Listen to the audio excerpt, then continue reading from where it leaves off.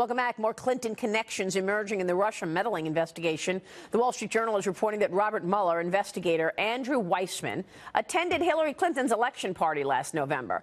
This amid growing complaints from Republicans of bias in the investigation. Joining me right now is Judge Michael Mukasey. He served as the U.S. Attorney General under the George W. Bush administration. He is also a former federal judge.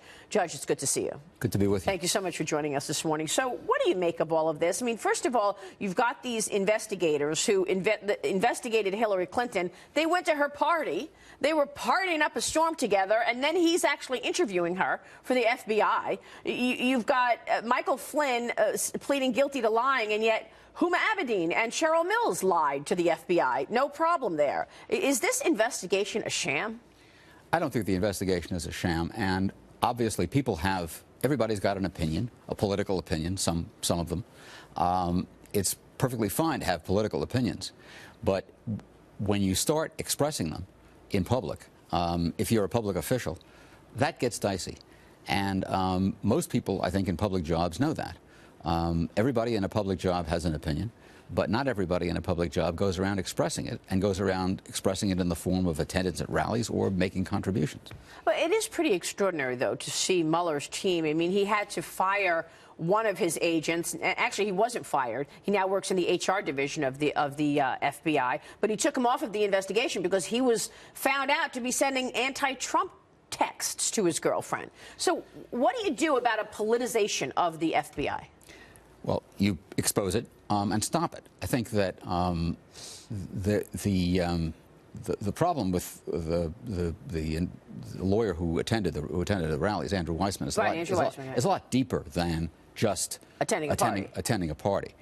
He participated in the Enron investigation, and every single criminal trial in that case that ended in a conviction was reversed either entirely or in part on appeal, and in large measure, particularly with the Arthur Anderson conviction that resulted in destruction of an accounting firm, reversed by the Supreme Court because he had pushed the obstruction statute too far.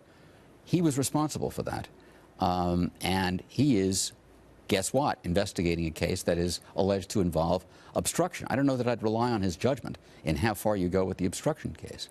That's interesting. You know, people don't understand the Enron background there, that everything was turned around. Not everything, but many things, and there was no conviction after a trial that stood completely. So what should be done here in terms of the Robert Mueller investigation? I mean, every day we hear more interviews being done. Hope Hicks, the PR woman at the White House, people that, you know, and the media is getting it wrong. You saw the hysteria a week ago that the president directed Michael Flynn. Then we learned that it was actually in December, a month before he's about to take office. Is there anything that should be done right now in terms of this Robert Mueller investigation where they're continuing to look for collusion that we all know does not exist?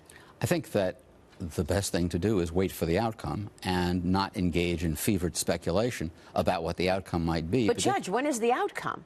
I mean, this has been going on a long time. How much is this costing American taxpayers? Tens of millions of dollars?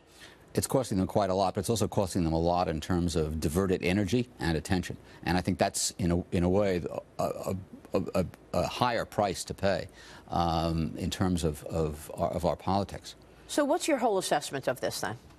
Well, I think we have to wait to see where, if anywhere, it goes. But I'm hoping that, in the end, Mr. Mueller lives up to a lot of the advance notice about his reputation and has the courage to say if there's nothing there, that there's nothing there. Christopher Wray testified last week, the new FBI director, and was asked about politicizing happening at the FBI. Here's what he had to say. Listen to this. As I sit here today, I am not aware of, since I've been on the job, there's been no effort that I've seen going forward here, any effort to interfere with Special Counsel Mueller's investigation. Truthful? Should we trust this? Yeah, he says no effort to interfere with Mueller's investigation. That's pretty innocuous. Right. The bigger story is, right, are they looking at the right things? Are they investigating the Clinton team? I mean, we just talked about the fact that Cheryl Mills and Huma Abedin lied to the FBI, then Cheryl Mills got immunity. That response didn't speak to that at all. That response simply spoke to what's going on now in an effort or absence of effort to interfere with the investigation. Answer: nothing. But what about so the Clinton? What about the Clinton investigation? Is there one? Or are we just going to keep turning over rocks looking for collusion with Donald Trump? I think it'll be interesting to find out what Chairman Nunes discloses in the investigation that his committee is carrying on, which is going on fairly quietly but steadily. And I think we're going to find out quite a bit.